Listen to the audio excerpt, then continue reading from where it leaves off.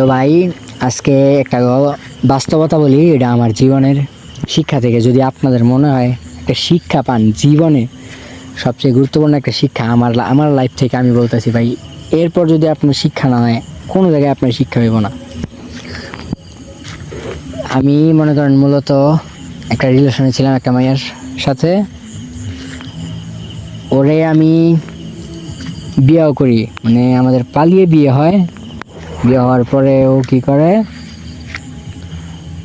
মানে পালিয়ে বিয়ে হয় বুঝেনি তো ওর বাপ।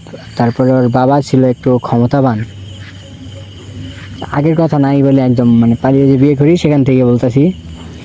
বিয়ে করার মানে আমি পালিয়ে বিয়ে করি, আমার ফ্যামিলিও জানে না। তারপর ওইখানে আমি যার কাছে গেছি, আমার এক বন্ধুর আত্মীয় ছিল, উনি আমাকে ঠাই দিছে। তারপর উনি আমার বাবারে কল দিছে, আমার বাবারে বুঝায়। তারপরে আমার বাবা আমার নিয়ে গেল ঢাকা থেকে এক রাত থাকলাম। এক রাত থাকার পর তারপরের দিন রাত্রেবেলা আবার গেলাম নরসিংদী আমার বড় ফুপ্পির বাসায়।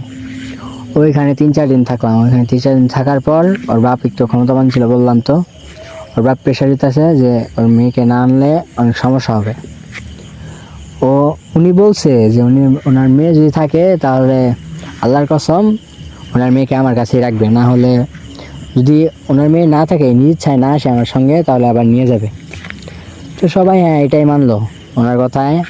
আমরা আসলাম নরসিংদী থেকে আমাদের গ্রামের বাড়ি ময়মনসিংহ বালুকায় স্কুল বাজারে, পুরো ঠিকানাটা না বলি। ওইখানে থাকার পর ওইখানে আসার পরে বিচার হয়েছে।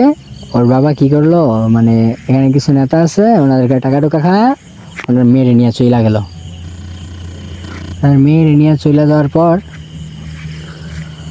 ওনার মেয়েকে আবার 3-4 দিন পর, ভাই একটা মেয়ে যাওয়ার পর একটা ছেলের ফ্যামিলি কি ওই মেয়েটারে আর নিয়ে আসতে চায়।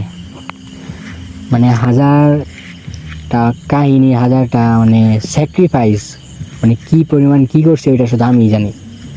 অনেক কিছু করার পর ওরে আবার নিয়ে আসলাম আমার ফ্যামিলিতেও। অনেক কাহিনী হয়েছে, মানে নিয়ে আসতে খুব কষ্ট হয়েছে। ওগুলা বলতে চাই না, কারণ যারা বলছে সে এখনও বুঝে নেই। তো তোমরাও যদি ভাই না বুঝো, এই গল্প পড়াটা শুই না, তাহলে তোমাদের জীবনটা ব্যর্থ ভাই। আনার পর কি করলো, আমার এই 1 বছর 8 মাস 23 দিন সংসার করার পর, মানে ওর বাবা এতদিন মানে নাই। মানে 1 বছর 8 মাস